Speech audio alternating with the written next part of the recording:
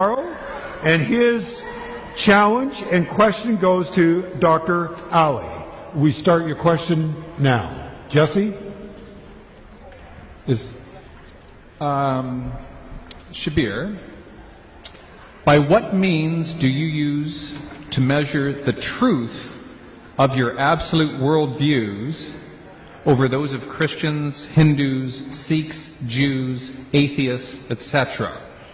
If your account of reality is closer to the truth than either Dr. Costa's or mine and everyone else in the world who are not Muslim, where is your reality measuring stick which would convince all of us here tonight that what you are saying is absolutely true?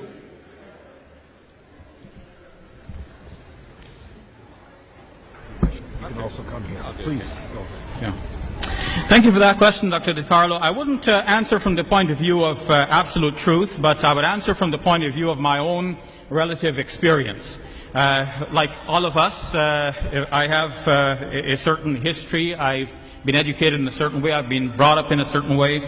I've had certain experiences in life that have led me to where I am now and what I believe now. But having said that, it seems to me from my brief survey of the world's religions that if there is a religion to pick, then to me the religion is Islam.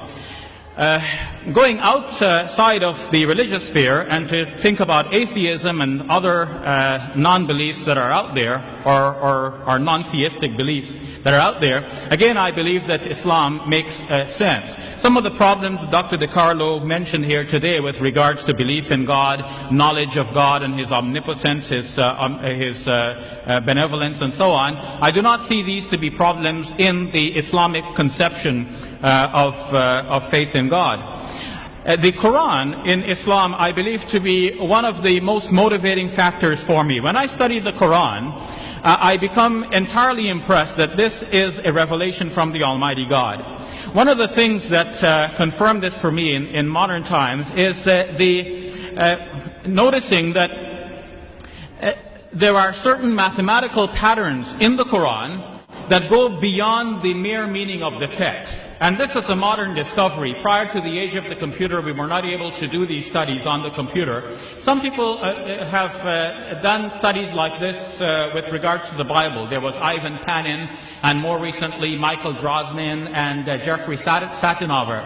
But all of these studies have been discarded and discounted by those who have reviewed them independently. In the case of the Quran, on the other hand, there are many numerical correspondences between things, between numbers of verses, between numbers of chapters, numbers of words, numbers of letters.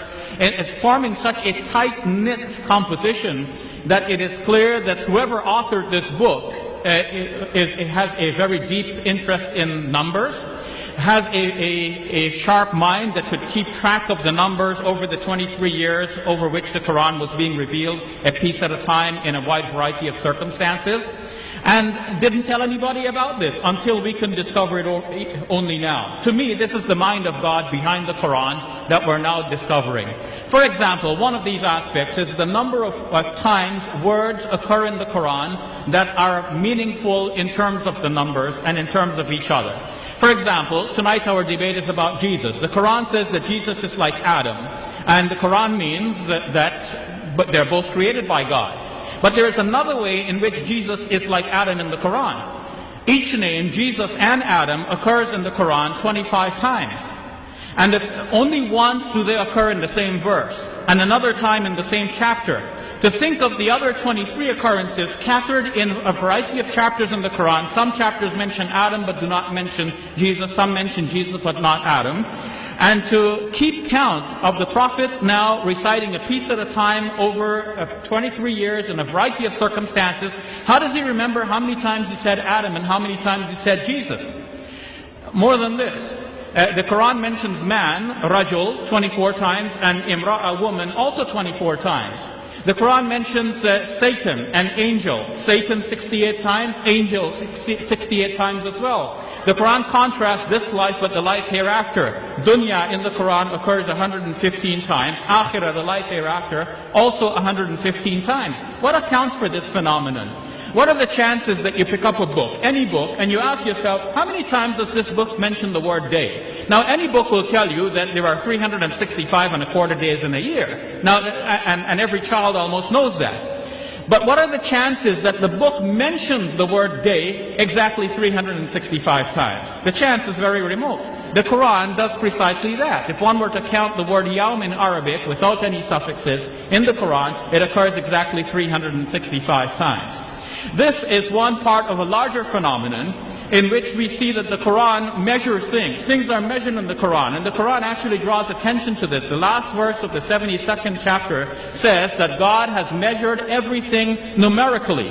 No one realized at the time that this was actually about the Quran as well. In fact, there are things in the Quran that are measured numerically, and we're only discovering that now. As Adam Smith said in the world of economics, there is an invisible hand guiding everything. To me, there is the invisible hand of God and the mind of God guiding the revelation and the eventual compilation of the Quran as we have it now. Thank you very much.